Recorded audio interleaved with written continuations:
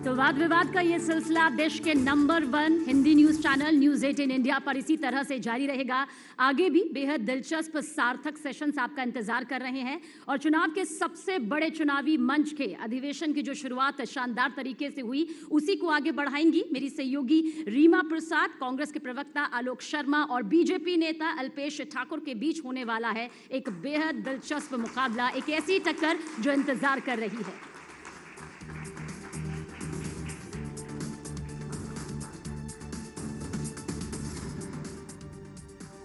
बहुत स्वागत है आप दोनों का। नमस्कार, मैं रीमा प्रसाद। हिंदी पट्टी के राज्यों से ऐसा लगता है जो भी सियासत में दिलचस्पी रखते हैं कि दिल्ली का रास्ता होकर गुजरता है, वो सियासी तौर पे वो प्रदेश इतने उर्वरक है। लेकिन मैं इस वक्त गुजरात में हूँ, उस गुजरात में जो गांधी की धरती है, जो सरदार वल्लभ भाई पटेल की धरती है और बीते दशक भर की राजनीति अगर इस वक्त आप देखेंगे तो मौजूदा वक्त के देश के प्रधानमंत्री नरेंद्र मोदी की धरती और इसके अलावा अमित शाह की धरती। तो इस लिहाज से आप समझ सकते हैं कि कैसे गुजरात मॉडल को हिट बनाया गया है और पूरी सियासत को इसी तरीके से इसके इर्द गिर्द रखा गया है। इस वक्त मेरे साथ दो प्रमुख चेहरे, यानी गुजरात की सियासत को आपको समझना है तो दो प्रमुख चेहरों के जरिए मैं आपको समझाऊंगी कि सियासी आबो हवा गुजरात की कहती क्या है। अल्पेश ठाकुर जो कि ओबीसी के बड़े चेहरा है और गुजरात की राजनीति में दखल रखते हैं, उनका दबदबा है। बहुत स्वागत है आपका। और दूसरे जो प्रमुख चेहरा है वो कांग्रेस पार्टी के, देश के राजनीति में कांग्रेस पार्टी का भी क्या दखल है सबको मालूम है, उसके चेहरा है आलोक शर्मा। आपका भी बहुत स्वागत है। मैं सबसे पहले आलोक शर्मा जी से मैं सवाल पूछूं उससे पहले मैं अल्पेश जी आपके पास आऊंगी। अल्पेश जी, वो 2017 का साल था जब राहुल गांधी से आप मिलते हैं और आप ये कहते हैं कि मेरी राजनीति और कांग्रेस पार्टी की राजनीति एक सरीखी, हम दोनों पिछड़ों की बात करते हैं और 125 सीटें जिताने का दावा आप करते हैं। लेकिन 2022 आते आते आप कहते हैं कि मेरी राजनीति बीजेपी के साथ मैच करती है और 150 सीटों को जीतने का दावा। मतलब आपके वोटर्स कंफ्यूज नहीं होंगे?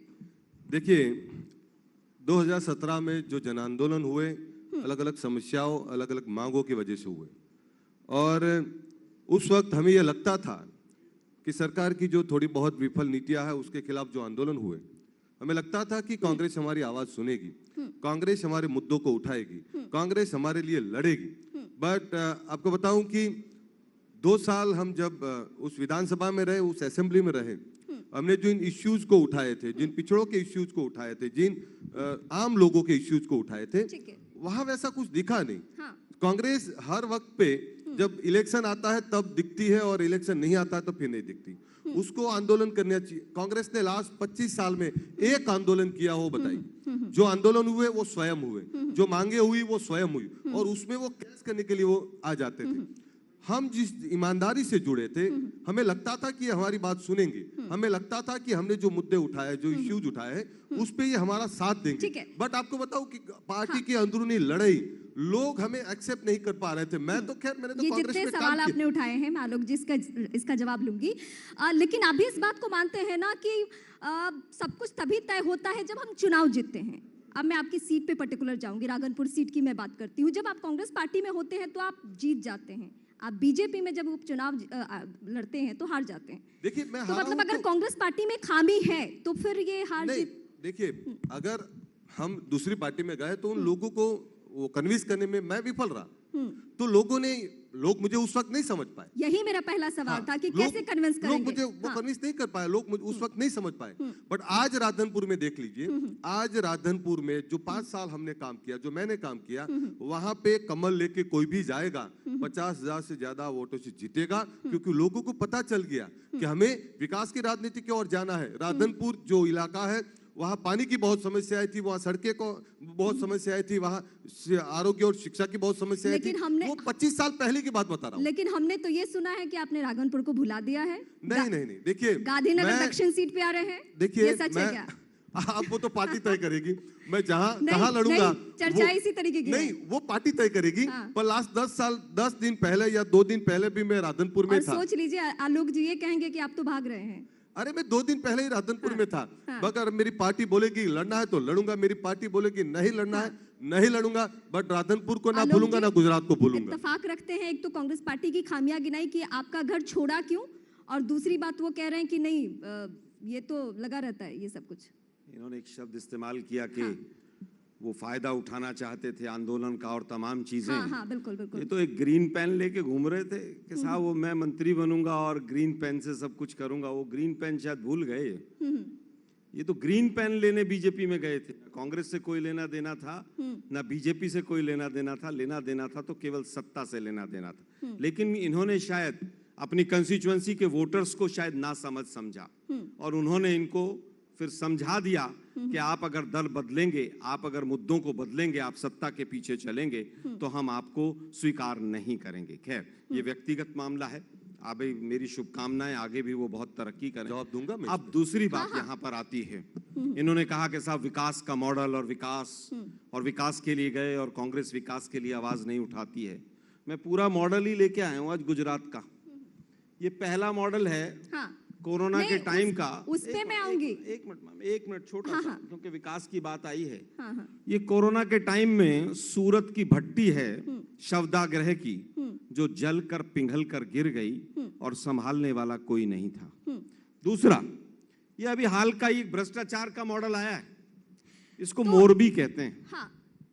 ये मोरबी का मॉडल है जो पूरी तरह से भ्रष्टाचार की भेंट चढ़ गया। आलोक जी, क्या यही विकास है? यही तो पब्लिक चाहती है। पब्लिक यही चाहती है कि आप ग्राउंड पे जाओ। नहीं, जब वो बोलते हैं आप ग्राउंड पे जाएं और आप मुद्दे उठाएं।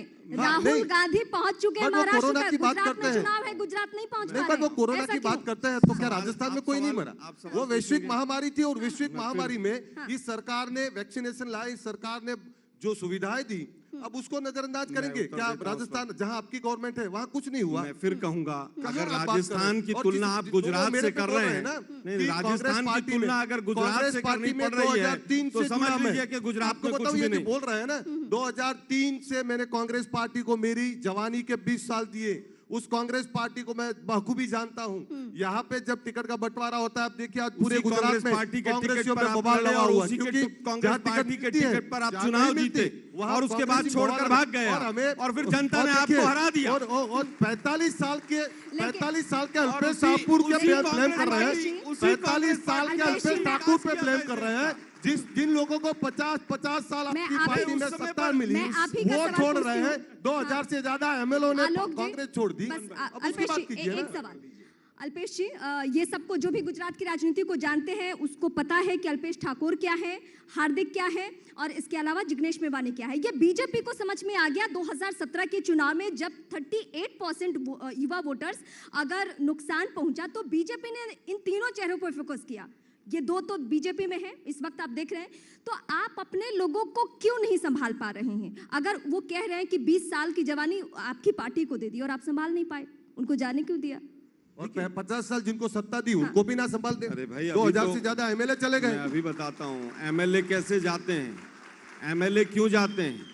अभी आपके बुजुर्ग नेता चले गए। मैं बताता हूँ ना, जो आपके बुजुर्ग नेता गुलाम नबी साहब चले गए। ये गुजरात समाचार की कटिंग है, नितिन पटेल जी का बयान है ये। हम मुद्दों पे बात करने के साथ मैं उसी पर बात कर रहा हूँ। मुद्दों पे बोलने सुनिए ना, सुनिए तो सही। नितिन पटेल जी कह रहे हैं मुद्दे पे तो बात कर रहा हूँ, सुनो तो सही भाई, हिम्मत तो रखो सुनने की। 25 साल पहले का सुनने की हिम्मत तो रखो ना भाई। 25 साल पहले का गुजरात सुनने की हिम्मत तो रखो। 25 साल पहले का गुजरात लोगों ने देखा है, वो सड़कें देखी है, वो भाईराज देखा है, वो गुंडाराज देखा है। जब चोर की चोरी पकड़ी जाए तो वो बोलने नहीं देता। सुनिए तो सही भाई धैर्य से। ये नितिन पटेल जी कह रहे हैं कि मैं तो सेंस प्रक्रिया में भी भाग लिया, मैंने तो फिर भी हटा दिया। अब हमें पता चला है। अरे सुनिए ना भाई, अरे सुनिए ना, कांग्रेस एमएलए छोड़िए, ये बीजेपी की फाइलें बना के रख रखी है ईडी सीबीआई ने। एक आदमी नहीं बोलता बीजेपी का, पूरा का पूरा डबल इंजन का रूपानी सरकार, पूरी की पूरी रूपानी सरकार बदल दी आप लोगों ने। आपने पन्ना उल्टा क्यों रखा? आदमी नहीं बोला। आपने पन्ना उल्टा क्यों रखा? सीधा करके देखिए ना, एविडेंस दीजिए ना।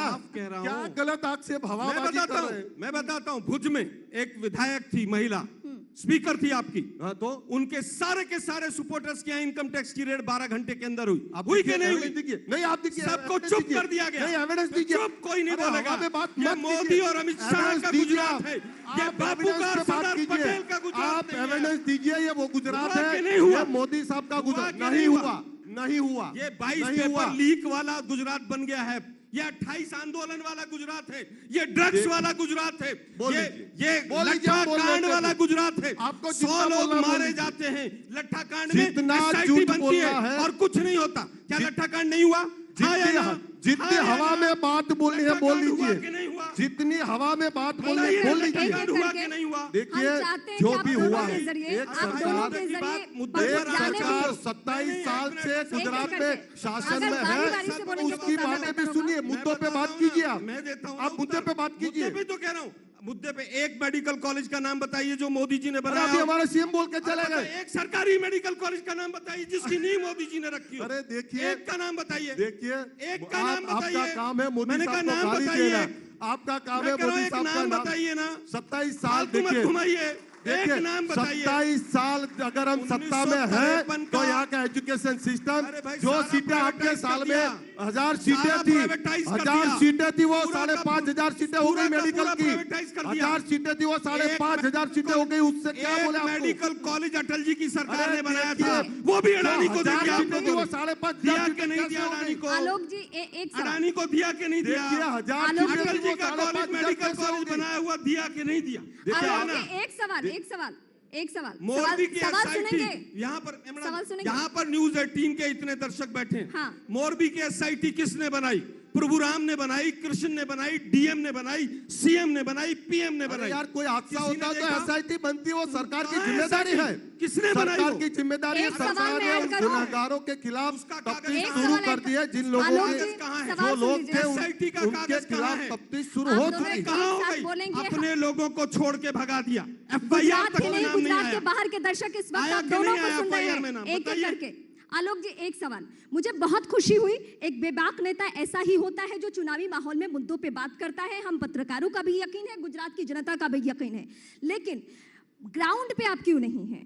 दिल्ली में ये बदलाव, बड़ा बदलाव हो गया कि गैर गांधी वहां पे अध्यक्ष बन चुके हैं, मल्लिकार्जुन खड़गे, राहुल गांधी यात्रा पे निकले हैं, तो आप लोग यहाँ ग्राउंड पे क्यों नहीं है? ग्राउंड पे चर्चा है कि आम आदमी पार्टी आ गई है आपकी जगह पे, बीजेपी का कहना है कि नंबर 2 की लड़ाई आप लड़ रहे हैं। देखिए मुझे लगता है अल्पेश यही कहते हैं, इसका उत्तर तो नंबर मोदी 2 साहब की लड़ाई स्वयं है देगी। कि नंबर 1 का तो कोई कंपटीशन है ही नहीं। ये लड़ाई नंबर 2 की है।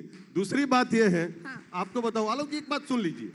देखिए 25 साल पहले का गुजरात लोगों ने देखा है, यहाँ की सड़कों की खस्ता हालत देखी है, यहाँ की शिक्षा और आरोग्य की सेवाएं देखी है। मोरबी नहीं होता था, देखिए अब आज से तो कांड नहीं होता था। अरे आपके वहाँ तो हर हफ्ते पेपर आउट नहीं होते थे, दंगे होते थे, 22 पेपर दंगे होते थे। दंगा करने वाले सरकार में चले गए। अब आपको दंगा करने वाले सरकार में चले गए। देखिए भाजपा की सरकार आई तब से दंगे नहीं हो रहे। करने वाले लोग सरकार में चले गए, दंगे कौन करेगा? आपका तो काम ही यही है। बताइए ना, अब आप बताइए ना। दंगा करने वाले आज गुजरात के अंदर गुजराती सब विकसित हो रहे हैं, समृद्ध हो रहा है। आपसे वो देखा नहीं जा रहा है। आपका नारा था गरीबी हटाओ, आपने तो गरीबों को हटा दिया। गुजरात के अंदर जो सड़कें हैं उन लोगों ने देखा है। गुजरात के अंदर हर स्टेट, हर इलाके में सौराष्ट्र का अलग डॉन था, गुजरात के अंदर अहमदाबाद का अलग भाई राज था, गुजरात के नॉर्थ गुजरात का अलग भाई राज था। आज गुजरात में एक भाई नहीं है, गुजरात के अंदर एक भाई नहीं है। आज हर गुजराती अपने दम पे जी रहा है और गुजरातियों को कोई डरा नहीं सकता। नहीं, कोई नहीं डरा रहा गुजरातियों को। अरे आप है ना हमारे मोदी साहब के खिलाफ बोलने के अलावा आपके पास कोई मुद्दा है क्या? बोल रहे हैं ना, आप सुनो तो सही। मैंने आपसे कहा कि मोदी जी ने एक मेडिकल कॉलेज बनाया और सरकारी, उसका नाम बता दो। बताइए ना, 1000 सीटें थी, 5000 सीटें हो गई। 1953 का सिविल हॉस्पिटल अहमदाबाद का, उसको आपके मुख्यमंत्री अभी अपना बनाकर चले गए। वही सुनिए, वो पब्लिक को समझा नहीं पा रहे हैं। वो सिविल की बात बोली इन्होंने। 1953 का बना हुआ है जी। अब बात सुन लीजिए, नहीं बना हुआ क्या? सिविल का बोला, कब बना था बता सुनिए दीजिए। ना पर डॉक्टर त्रिवेदी सुनिए बाबा, जो थे, अरे आलोक जी सुनिए, एक एक करके हम आलोक बात जी सुनिए, करेंगे तो शायद सिविल की बात उठाइए, सिविल की बात उठाइए आप। इसका उत्तर दीजिए। सुन लीजिए, उनका आप जवाब भी सुन लीजिए। कच्ची दारू पी के मर गए। ऋषि को ये सुन मोदी लीजिए। जी का गुजरात है। ये आने वाले नहीं, जिसमें ये 100 2 नंबर पे भी नहीं आने वाले, आप तीसरे लगे। नंबर पे चले अरे जाएंगे। आप छोड़िए ये ना तीसरे नंबर पे चले आप अपनी जाएंगे। चिंता कीजिए, आपकी सीट आप मिलेगी तीसरे कि नंबर नहीं। के लिए सुनिए ना काफी है। जरा, आप मुझे तीसरे केवल नंबर ये के लिए बता काफी दीजिए, वो वो तीसरा लट्ठा नंबर कांड की कह रहे हैं SIT आप। कहां तक पहुंची? अरे सुनिए आलोक जी, लट्ठा कांड की आलोक SIT जी कहां तक सुनिए, पहुंची उसका उत्तर आलोक दीजिए। जी सुनिए, ये सिविल जो की लाखों बात करोड़ बोली का है, ड्रग्स, अब ये जो मुद्दों की लाखों बात करोड़ बोली का है तो ड्रग्स सुनिए। पकड़ा जा रहा है, किसका है? नहीं बोल लीजिए आप। एक ही आप ड्रग्स बोल के लीजिए। पोर्ट पर क्यों पकड़ा जाता है ड्रग्स? आप यही बोल लीजिए कि 6000 जनता स्कूल आपको बंद कर ग्राउंड पे तो बोलने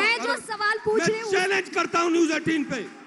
अरे यार एक क्या हॉस्पिटल चैलेंज करोगे और एक मेडिकल कॉलेज, दो नाम बता दीजिए गुजरात मॉडल पास। अरे क्या चैलेंज करो पूरे देश। अरे पर सुनिए ना, तो बताओ। अरे आलोक जी सुनिए, सुन रहे हैं, नाम बोलो, बोलो नाम। गुजरात ऐसे ही तो खत्म हो 27 जाए, साल से आप कांग्रेस क्यों ऐसे ही नहीं खत्म कुछ हो जाए। नाम बोलो। सवाल पूछ पाए? आप ग्राउंड एक पे हैं मेडिकल नहीं। कॉलेज जिसकी नींव मोदी जी ने सरकारी की रखी हो और उसमें इतनी बच्चे सारी पढ़ते हो, उसका खामियां नाम। होने के बावजूद आप पब्लिक को कन्विंस नहीं कर पाए आलोक जी। अगर इतनी खामियां हैं इस गुजरात में, जिस गुजरात को ये कहा जाता है ये गुजरात मॉडल है, बीजेपी ये दावा कर रही है। नहीं, मैं एक सवाल का जवाब लेना चाहती हूँ आलोक जी। बोल के ही तो पूरे देश को गुमराह किया आप लोगों ने। पब्लिक को आप क्यों लोगों नहीं ने कन्विंस 70 कर साल पा रहे लूटने हैं? का काम किया। एक आदमी को आप जेल लोगों ने नहीं देश को पहुंचा पाए। 70 साल लूटा मोदी जी ने है। है। आप लोगों ने 70 मांगिए ना साल नोट। देश को लूटा है। अब देश का चौकीदार आया है। कहिए ना ऐसे नोटबंदी पे लुटेरों वोट को दो। कहीं पे भी रखने नहीं देंगे। मांगो ना चौकीदार नोटबंदी आया है। पे। नोटबंदी 70 पे साल आपने लूटा है। नोटबंदी पे वोट मांगो ना। 70 साल आपने लूटा। नोटबंदी पे वोट मांगो ना। नोटबंदी पे कौन नोटबंदी की बोलिए, वोट दे दो तो हमें। बोलने तो दीजिए। मांगिए ना जीएसटी पे वोट मांगिए खाते सूरत पे किसके जाकर। थे? वो कहिए सड़कों ना। के पैसे कौन अरे खा तो जाता 8 था? साल वो से केंद्र पकौड़े सरकार तल से रहे हो। 1 रुपया बेचते 8 थे। साल से पकौड़े 10 तल पैसा रहे हो। पहुंचता था। वो स्विस बैंक में अकाउंट में डबल पैसा हो है। गया, किसका है अब वो? सुनेंगे। वो मैं मोदी जी जवाब का दे है, दूं। अमित शाह जी का, किसका है वो? डबल पैसा स्विस आलोक बैंक जी, में हो हमें गया। भरोसा है कि आप आपका पब्लिक के है। पास आपके जाएंगे नेताओं का तो ये है। सारी बातें आपके कन्विंस कर नेताओं का पाएंगे। है। सुनिए, अरे अरे हमारे सुनिए, नेताओं का तो जेल में अरे डालो ना। सुनिए, आप मेडिकल का मैं फिर बोल रहे कह थे रहा ना। हूं, नहीं मैं फिर कह रहा हूं आपसे, वो तो डाल हमारे देंगे। नेताओं का डालो ना अगर जेल में। लोगों का पैसा लूटोगे अरे कहाँ तो है डाल जेल? देंगे अंडा। डालो ना। ऐसे नहीं चलेगी। डालो ना। देखिए, डालो लूटोरों ना। का पैसा तो पकौड़े लोगों तल के रहे बीच हो। जाएगा। 8 साल से पकौड़े तल रही है ठीक सरकार। है, ठीक है, कहाँ? डालो ना। बहुत देखिए, शुक्रिया आप स्टार्टअप दोनों के का। हाल देखिए। अरे बताइए ना। रोजगार आप का दोनों रेट का देखिए। बहुत जेल में शुक्रिया। डालो ना। हम चाहेंगे कि ये सियासी मुद्दे आप लोग ग्राउंड पे भी उठाएं। आप दोनों ही खास बहुत मेहमानों सारे का से बहुत सवाल बहुत थे। शुक्रिया। काश एक आलोक दिलचस्प जी और इत्मीनान काफी से गर्मागर्म ये सुन पाते। सेशन बहुत रहा। शुक्रिया।